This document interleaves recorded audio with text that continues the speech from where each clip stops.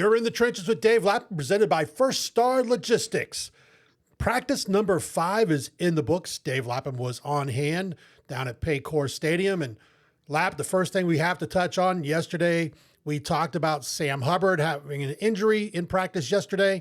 What is the latest on Sam Hubbard and what you saw from him today?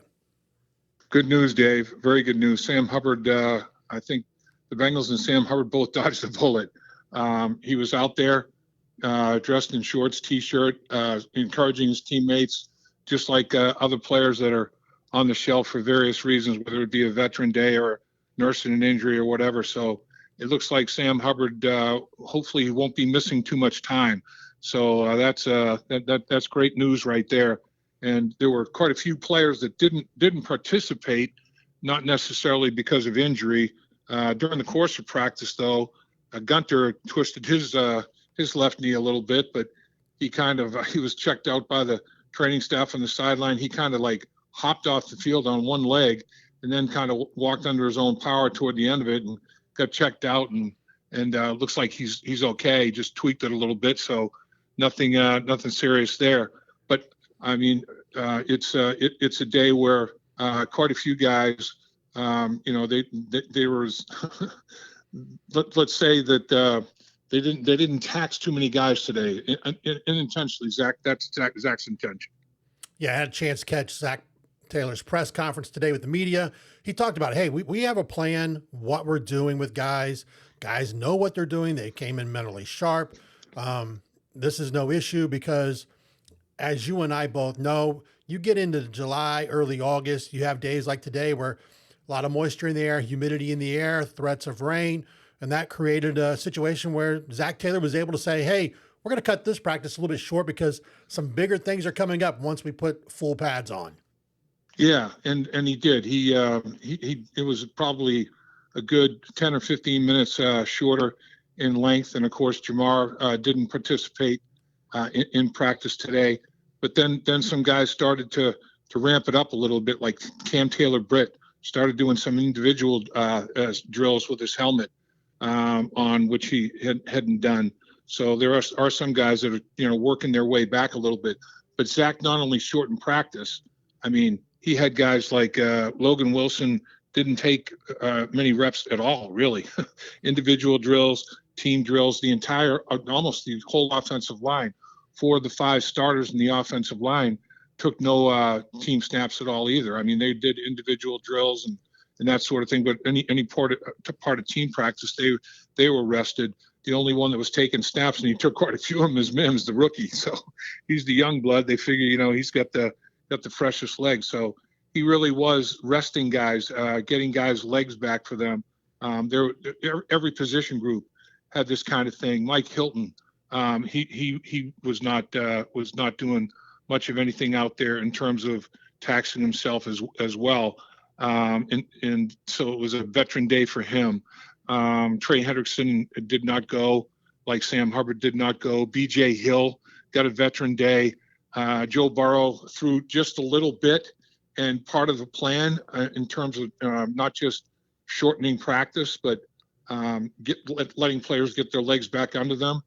In other words, taking reps off of some of the veteran players in team drills. When he was running team, it was all run, or not all, but I'd say a heavy dose of the run game today, whether it be out in the field, down in distance situations, red zone, low red zone. They were running the football. Well, what does that do? It not only rests the quarterback's arm, receivers aren't running long routes, defensive backs aren't sprinting long distances. He was doing everything he possibly could from a practice schedule in terms of the length of practice, what took place during the course of practice, resting players and team portion of it during practice. And when guys were out there working, they were being smart. The coaches were asking them, to give effort, but they weren't taxing them with extra running. So, I mean, Zack Taylor and his coaching staff, they have tremendous empathy for their players, and they want to have their players be right for the first day of pads. And it's so different now than it was back in the day. But I think it's smart. The players really respond. It was a crisp practice. My mindset would be, man, this coaching staff is bending over backwards to be more than fair to me. I'm going to bust my butt. Everything they ask me to do, I'm going to do as well and as quickly as I possibly can, because, I'm going to go up tempo as much as I can, because, man, they're being more than reasonable. And, I think that's that trust that starts to get built up. And, some of these young guys that are getting these snaps that are more available, it's going to be much different. Now the true evaluation starts. I've asked many coaches, who has shown so far? Is anybody with the extra snaps they're getting, is anybody kind of taking the bull by the horns and stood out? And they're like, a little hesitant. I said, obviously premature, don't have pads on yet. Exactly. Because as we know, Dave, sometimes guys look phenomenal in underwear ball, and, they lose it. I mean, they disappear when pads come on. And you see the opposite. Guys look like, this might be a little bit too big for them. Pads come on, all of a sudden, man, it's a holy terror. And then sometimes guys stay right with it. Guys look great in underwear ball and they're great in pads, and vice versa. They don't look good in underwear ball and they don't look good in pads. So there's everything, all ranges of it. And you have to find out, guys that you have not been around all that much, you have to find out what category that they fall into when you're making the evaluation. So guys might earn more snaps in underwear ball, but if they show that they can't handle it when the pads go on, those snaps are going to go away. And it's interesting. This is the time of year too where coaches find out, all right, does he know what he's supposed to do? That's one thing. But does he know why he's supposed to do it? That's the next step of it. Does he understand my entire concept, what I'm trying to get across defensively? Is he just tunnel visioning on, his assignment? And he's going to be one of those guys that can spit out assignments by memory, but he doesn't really know why he's doing what he's doing.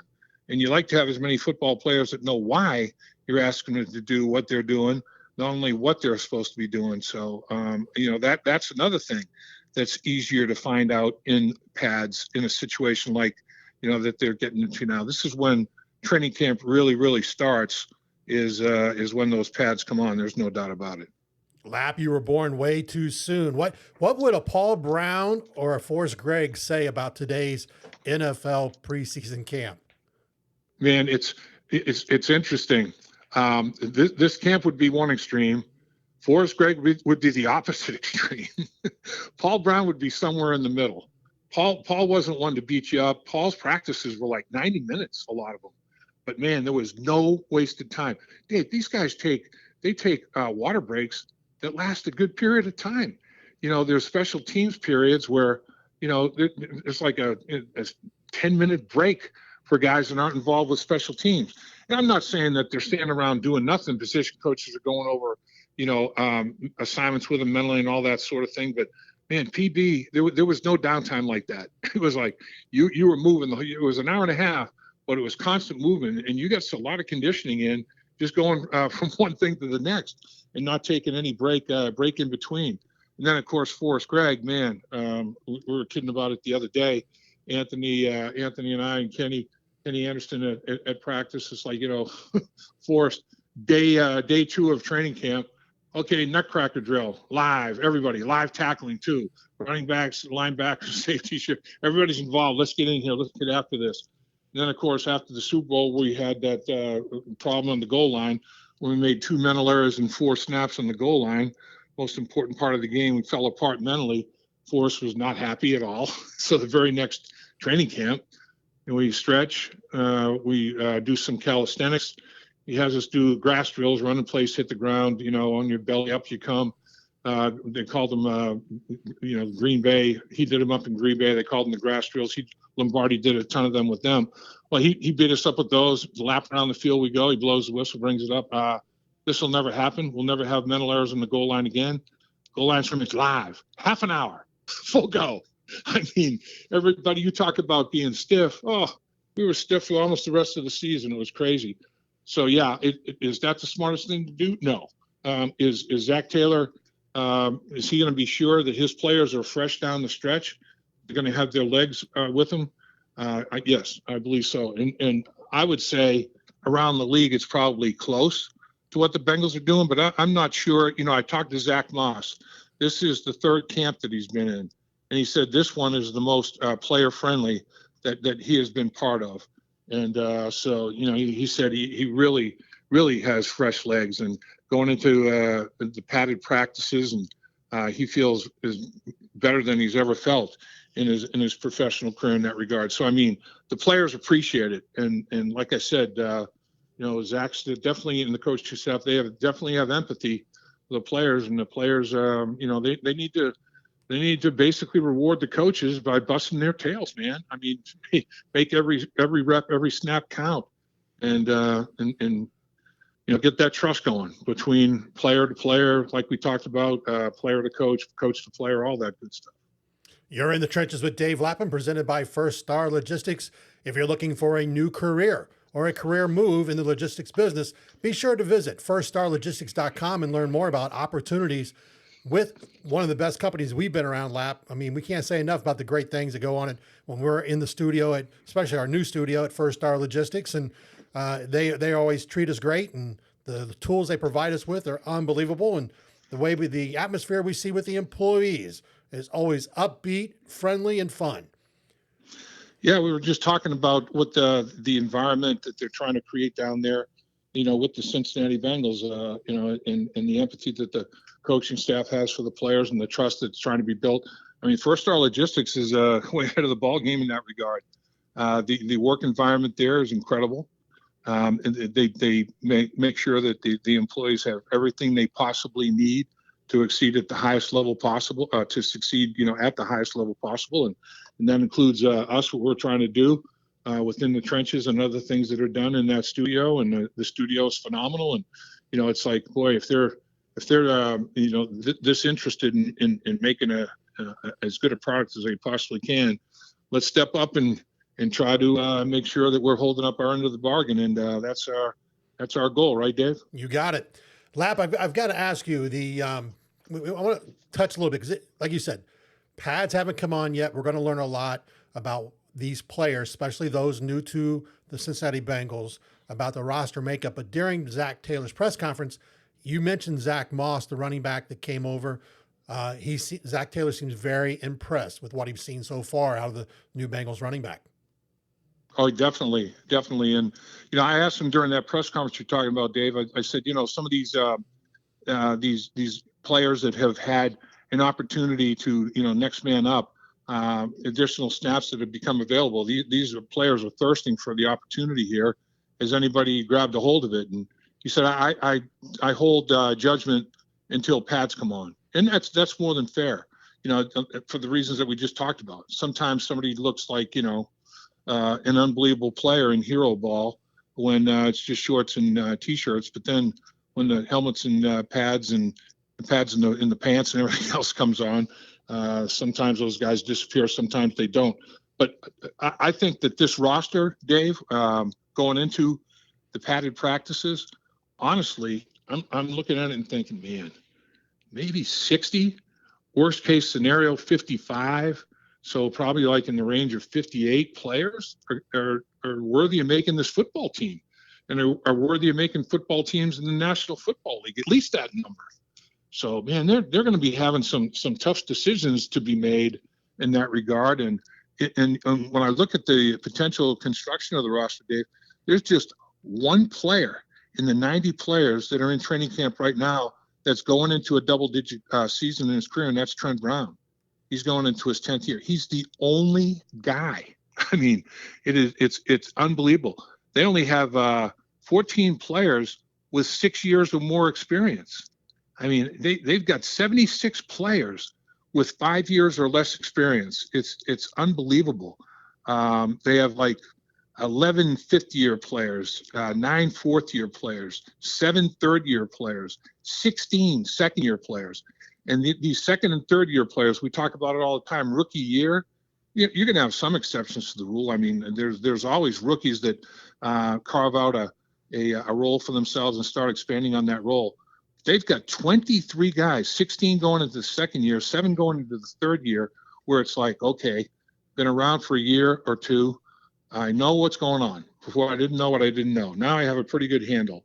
Now I know what their expectations are of me. And that's when guys really jump, in their career. And it's like you've got a bunch of guys I mean, Jamar's going into his fourth year. T. Higgins is going into his fifth year. Joe Burrow is going into his fifth year. It's you go up and down this roster. It's unbelievable how young these guys are. The players that they're really counting on are in the very, very early stages of the prime of their career. 7 first-year players, and that is a first-year player is not a guy that is a rookie, but he's been on a practice squad. He doesn't have enough games to accrue a season, but he has experience in the National Football League, has been part of the training camps, been part of preseason games. They have 7 of those type of players, and then 25 rookies, and either drafted or free agents. So that's where, okay, how many of those guys are gonna make the football team? That's where a big number are. Where okay, where are with those 32 guys? But man, the others, I mean, it's from the second year player on. I'm telling you, there's like 55 to 60 guys that you're saying, man, I mean, this is a pretty good group.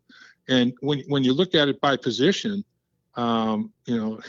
offensively, you've got, or let's break it down. Two players in the secondary that are 5 offensive linemen, 2 players in the secondary, 5 offensive linemen, 2 tight ends, 4 defensive linemen, and linebacker. Those 14 players that have 6 or more years experience. So in the offensive and defensive line, 9 of the 14 players are up front, which is no big shocker. And then you throw a linebacker in there and a couple of tight ends. That's at the line of scrimmage. It's in the pits. It's in that tight end to tight end scenario there. A couple of veteran guys in the secondary, Mike Hilton and Von Bell. Those are the only guys with 6 or more years experience. I mean, all of the skill players, the guys on the perimeter, the guys that have to do all the running and everything else, they're all young people that are just entering their prime. And that bodes well. I mean, this football team's constructed pretty darn effectively, and it's going to be interesting to see the final decisions that are made, and the real evaluations start now, Dave. As you know as well as anybody, you've been around football, your whole life basically as well, and this is when you find out who is a football player, not just who's an athlete. You look in the secondary and you have speed and athleticism. That's great. Does it translate to football player? Now you start that part of the process, and it's going to be interesting to see how the team's formed. He is Dave Lapham. You've been In the Trenches with Dave Lapham, presented by First Star Logistics. You can find In the Trenches with Dave Lapham on YouTube or wherever you get your podcasts. Be sure to subscribe, follow, comment. We also love to see comments on the videos or even on the podcast area. Dave, until our next conversation, hoo-day. Hoo-day, Dave. Have a great one. Dave Lapham here, and every day I am grateful for my experience to have played professional football. As a player, I realized self-motivation, leadership, and appreciating your teammates are key. At First Star Logistics, you can use those same attributes to create the life you want for you and your family. Build your future by working hard like I did. You'll see results both on and off the field. Call First Star Logistics today and be part of our winning team. Opportunity knocking.